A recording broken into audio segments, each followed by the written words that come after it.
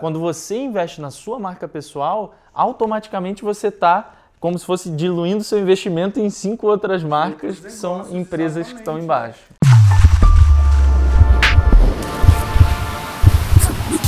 A gente está revolucionando a publicidade através da verdade.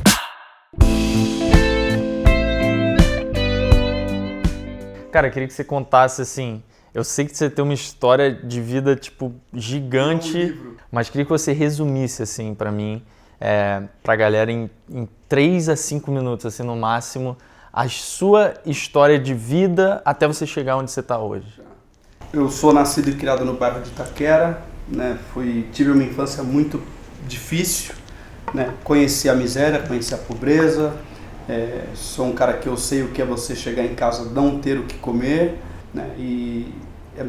Eu sempre falo para você que é difícil a gente voltar lá, mas é bom para que as pessoas saibam que é possível a gente reverter e superar adversidades.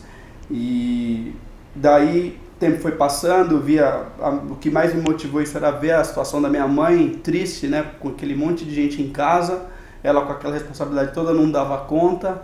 E a gente, o pouco que entrava ali, cada um comia um pouquinho para ninguém ficar com tanta fome. Mas eu me lembro das crianças terem alguns privilégios, elas comerem um pouco mais e às vezes os adultos terem que ficar sem comer para que a gente pudesse saciar a nossa fome. Eu comecei a crescer com o intuito de mudar aquilo, né? Não de desvirtuar minha vida ou me revoltar ou que aquelas dificuldades hoje me transformaram de repente em um bandido, num marginal, num traficante que eu percebi que não ia resolver, né? Até porque também eu venho de uma criação meio que militar. O pai da minha mãe, o meu avô, ele era um militar muito rígido. E nesse meio tempo, os anos foram passando, eu comecei a fazer alguns bicos ainda muito jovem. Com 10 anos eu já trabalhava numa gráfica, ajudava um amigo lá que era músico, inclusive da própria polícia militar. E aí tudo foi motivado por um sonho de ter um par de tênis, na realidade, né? Porque minha mãe não tinha como comprar. E aí eu comecei a fazer esse trabalho para conseguir alcançar aquele par de tênis. Eu trabalhava em função daquele par de tênis. E aí minha vida foi conduzindo, tendo sonhos e encontrando meios para alcançar esses sonhos, né? E aí nasceu, eu sou formado em Química, fui fazer estágio numa grande fábrica de tintas. Eu sempre fui muito de diversificar os negócios, né? E aí quando tinha uma oportunidade de entrar de sócio, de fazer um investimento, eu sempre buscava eu cheguei a ter 22 negócios em ramos diferentes, no ápice do meu sucesso.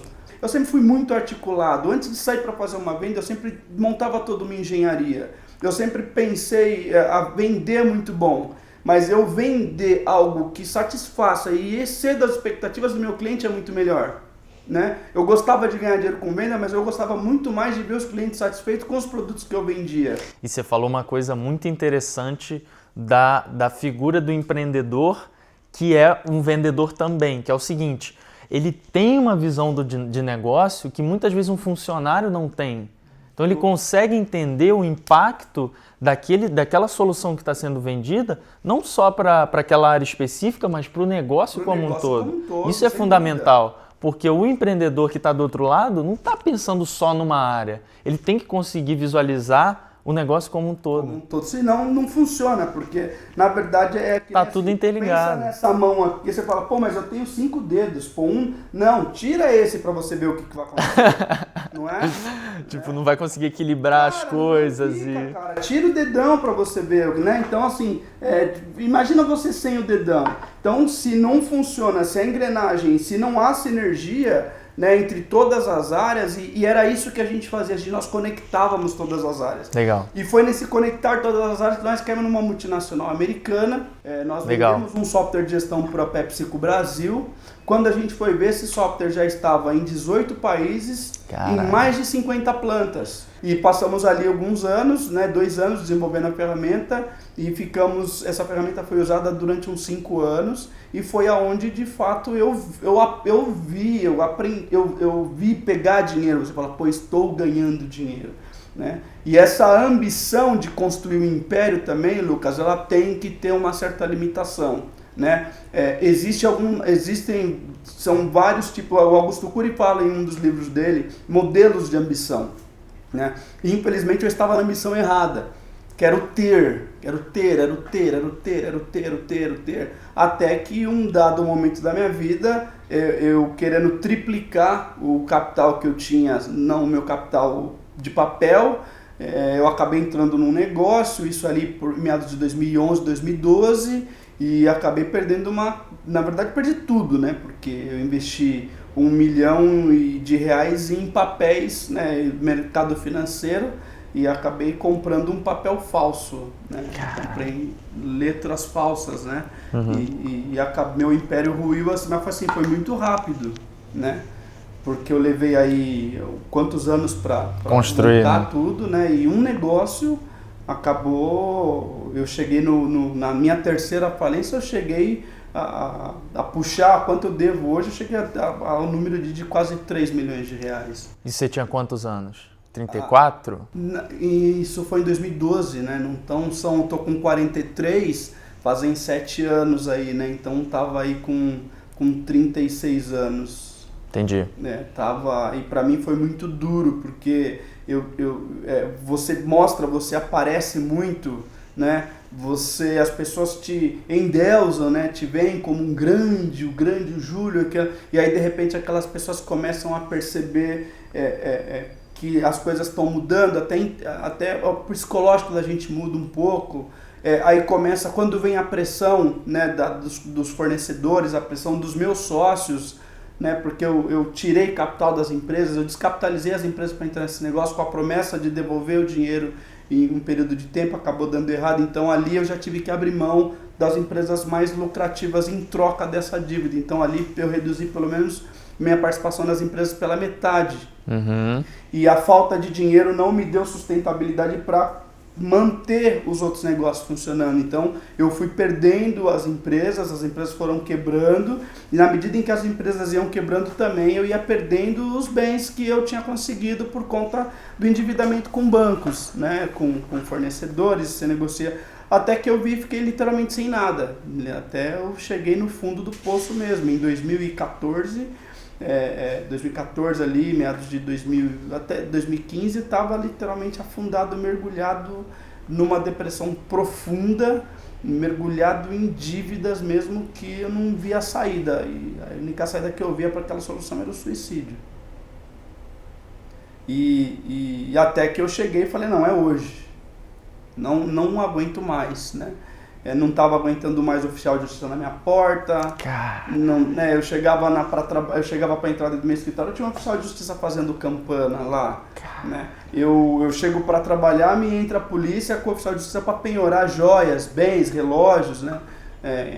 Então assim, assim, chega um momento da vida do empresário que, se ele não tem de fato uma vida espiritual, ou até amigos, né, que possam ir lá e falar, cara, isso muda, mas no meu caso não aconteceu, tá? Você não tinha ninguém? Não, no meu caso não. Nem sua família? Minha família foi a que eu mais sofri. Eu tive, assim, apoio, os meus tios sempre foram pessoas muito boas, a minha mãe, né, a nossa família ali. Então, só que assim, cada um também tinha a sua vida, né? E eles me alertaram muitas vezes, né? Olha, você viu o que aconteceu das outras vezes, agora não se envolva com tais pessoas, assim. Então, nesse caso, no caso deles, não foi que eles não me apoiaram, ficou tipo assim, eu te avisei, eu te falei, e assim, eu tinha uma casa da minha mãe para morar, não ia me faltar comida, né? Eles também não tinham que tirar do deles para, né? Mas eu não tive apoio a ponto de alguém falar, cara, você precisa ir por esse caminho, você precisa, pensa, não, as pessoas só falavam que eu era um quebrado, que eu era um falido, elas riam, aí o pessoal printava a conversa de grupo, me mandava, aí tiraram foto minha dentro de um ônibus, e colocaram lá num grupo assim, se tá ruim pra você, imagine pro Julião, então assim, e eu fui vendo tudo isso. E de fato não perdi o gosto pela vida. E no momento em que eu ia cometer o suicídio, eu lembrei, falei, mas o que vai ser do meu filho, né? Porque eu tinha me separado, tive um casamento hiper mega conturbado. Eu falei, vou largar esse moleque aí, né? E aí pensei que me veio um insight dos altos e baixos, eu falei, pô, mas eu tô construindo um cara, o dia que meu filho falou pra mim, que eu perguntei pelo que ele queria ser da vida dele, que ele falou, eu quero ser igual a você, aí eu vou falar, pô, mas o cara um dia vai crescer e vai perder e não vai estar preparado pro fracasso. Falei, bom, então a morte não é a saída. Eu escrevi lá nessa época, inclusive é tema de uma das minhas palestras, baseado no número dos apóstolos, eu coloquei lá que eu precisava ter 12 passos para sair daquela situação. E aí eu escrevi esses 12 passos, o primeiro deles era a coragem, né? Porque eu precisava pôr a cara na rua falido, quebrado, sabendo diante de tudo que estavam falando de mim naquele momento. Né? E eu escrevi esses 12 passos e falei, bom, vou pra rua, vou pra frente, né? E recomecei minha vida literalmente do zero mesmo. Das pessoas que trabalhavam comigo, só uma ficou, né? Falou, ó, vou ficar com ele até o fim, se ele morrer eu saio, né? Mas ficou nessa época, ficou cuidando lá da empresa, por um período alguns amigos, 2 amigos meus também foram lá para ficar um tempo lá me dando uma força. E ali comecei tudo de novo, comecei a negociar as minhas dívidas, né? Fui nos fornecedores, fui nos bancos, expliquei a situação e ali, cara, comecei a vender um negocinho ali, reativei o meu negócio de gráfica, aí vendia muito pouco, né? Ainda muito tímido por questão da situação. Um dia você vai com um carro de 200 mil num carro, outro dia você vai de ônibus, né? Então você fica meio... E aí as pessoas elas passam a te olhar de maneira diferente, né? Você eu me sentia como se eu tivesse uma doença contagiosa, porque as pessoas elas não queriam ficar próximas, né? Não, parecia que você sentia. Eu não sei se alguém aqui passou por isso, mas quando você quebra, quando você fale, literalmente você se torna um ser invisível. As pessoas te inutilizam, né? E eu senti de uma forma muito dura isso. E recomecei do nada, Lucas. Totalmente endividado, já com 2 milhões. Não, do menos, né? Do negativo. Tava negativo, tava com 2 milhões aí de endividamento. E ali a mesma engenharia que eu fiz para subir, eu falei, eu vou ter que fazer essa engenharia de novo, por onde que eu vou começar, o que é que eu vou fazer. E aí eu precisava de um produto de valor agregado alto, que eu tinha ali, não ia resolver o meu problema. E aí eu vi 2 áreas que eu acho que ia me dar bem, que foi o mercado financeiro, mas eu não tinha experiência nenhuma, e na área de commodities. Então, assim, cara, eu fui para a internet, fiquei estudando o agronegócio como um todo, e aí eu já tinha um amigo que tinha uma trade na época, conversei com ele, falei que estava precisando de uma ajuda, precisava me levantar de novo, e aí comecei ali, vi que a China comprava muito nosso pé de frango. Tinha um amigo que trabalhava no frigorífico, liguei para esse camarada, perguntei se ele tinha como me dar uma força, falou, Júlio, beleza, só que você não pode, você tem que credenciar alguma trade aqui para a gente fornecer para trade. Eu já tinha um outro amigo também, um chinês, inclusive esse cara fica aqui na Avenida Paulista, sentei com ele, expliquei a situação para ele arrumou uma pessoa para comprar o pé de frango lá na China. E aí com essa primeira exportação eu consegui liquidar boa parte do meu endividamento já. Aquilo que me atormentava, que impedia eu de trabalhar, de eu ter o desejo de acordar de manhã para ir para o escritório, aquilo ali eu já matei ali, né? E aí ficaram as outras coisas que eu fui negociando. Fui num banco, parcelei uma dívida lá em 100 vezes, um valor pequenininho que desse para mim pagar, que foi o único banco que me ajudou na época, não podia deixar, né? E aí fui negociando uma coisinha ali, e hoje, para não falar para você que eu tenho 100% dessa dívida liquidada, eu tenho 99%. Tem alguns cheques lá no meu escritório que eu preciso tomar vergonha na cara e ir lá no banco entregar e liquidar essa fase de vez. E graças a Deus hoje mantenho algumas empresas em operação, mas o meu negócio já não é mais gráfica. A agência que eu tenho hoje, ela praticamente trabalha, ela vive das minhas empresas. Eu não saio mais para vender site, né? Não saio mais para vender gráfica. A gráfica, minha intenção é parar agora em dezembro, dia 31, meu último dia nessa área. A Money, que é a nossa empresa do mercado financeiro hoje, trabalha aí com 40 fundos de investimentos, tem aí uns 70 players no mercado. Então hoje a gente tem empenhado nesses players aí algo em torno aí de uns 3 bilhões de reais, que eu trabalho com o dinheiro dos outros, né? Então eu vendo dinheiro hoje.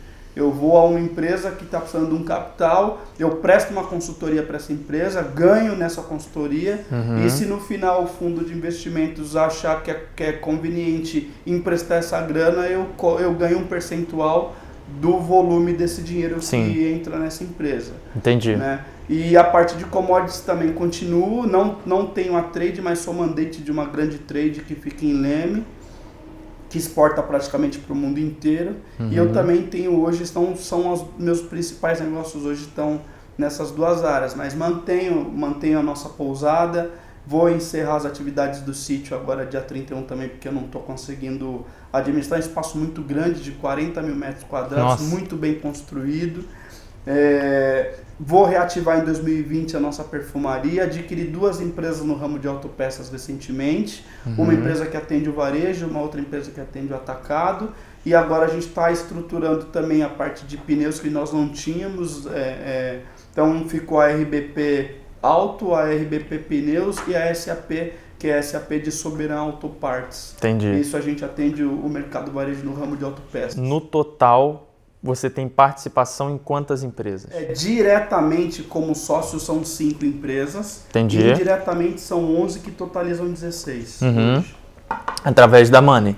Através da Money. A Money ela tem dentro do KINAI dela, né, a possibilidade de nós agirmos como agentes investidores dentro de outros negócios. Entendi. Né, para você não ficar com aquele monte de CNPJ, né, então a gente tem essa possibilidade. Muito legal. Cara, assim, sua história é incrível. Eu nunca ouvi uma história parecida, tipo, de ninguém do mundo, muito menos uma pessoa sentada aqui do meu lado. Então, o que eu queria, cara, era primeiro dizer que é impressionante isso. Tipo, eu não tenho ideia do que é falir um negócio, mas eu tenho certeza que depois que você passou da fase, de repente, inicial ali de pensar, pô, tipo, que merda e tal, tô na merda, tô no fundo do poço, que você se reergueu e se reergueu várias vezes, pelo menos 3, né, na sua trajetória. Essa última foi mais dura, mas foram 3 vezes. Eu queria que você me contasse, assim, o que você aprendeu falindo 3 vezes? O que você aprendeu? Olha, primeira lição, Lucas, o fundo do poço ele não é o fim. Isso é fato. O fundo do poço, no meu caso, foi uma oportunidade de reescrever a minha história, né? O fundo do poço ele foi a possibilidade de eu recomeçar, e o fundo do poço hoje ele me proporcionou a encontrar pessoas em situação de falência que ficam ali jogadas e ser um exemplo e poder falar com autoridade para aquela pessoa, né? Eu não sou um palestrante e contador de história, né? Eu tenho autoridade para falar daquele assunto, e não é uma autoridade que eu aprendi na universidade ou uma autoridade que foi na internet, não, foi por ter vivenciado, foi por ter estado ali. Né? Então, essa para mim foi a primeira lição. A segunda lição é a educação financeira, a importância de você saber o que fazer com o dinheiro que você ganha. Eu aprendi, Lucas, a ganhar dinheiro, encontrar meios de ganhar dinheiro. Né? Então, eu tenho essa missão, fora todos esses negócios que a gente está falando aqui, eu adotei como propósito de vida, Lucas. Se você souber de um cara que está querendo se matar porque perdeu tudo porque está falido, pede para esse cara vir falar comigo. Eu não vou cobrar nada desse cara. Eu vou ficar com ele o tempo que for preciso e vou mostrar para ele que ele pode reverter essa situação. Maneiro, cara, muito bom. E assim, você é uma das poucas pessoas que eu conheço que teve tantos altos e baixos, assim, altos muito altos, baixos muito baixos. Então, assim, eu queria te perguntar uma coisa que eu acho que vai ser uma reflexão. É uma reflexão minha há muitos anos, vai continuar sendo daqui para frente até o final da minha vida, que é o seguinte: na sua visão, na sua opinião, o que é ou quais pontos que dão sustentabilidade a um negócio? Olha, Lucas, primeiro vamos falar da questão do conhecimento, né? O conhecimento ao ponto das questões que envolvem finanças, e principalmente das questões que envolvem aquilo que você está colocando no mercado, né? Não adianta você entender, você tem que dominar aquilo que você está vendendo, né? E outra coisa que eu acho muito importante é você estabelecer uma marca. né? A marca visual, né? Aquela marca que você olha, você se orgulha, você tem desperta um sentimento de uma forma com que aqueles seus clientes eles se apaixonem por você, né? Quando ele lembrar, tem o Júlio, pô, pode falar, e também vai chegar um cara e falar, Lucas, você conhece? Conheço um cara aqui, ó, tal o cartão dele, tal o telefone dele. Você deixar essa marca também é muito importante.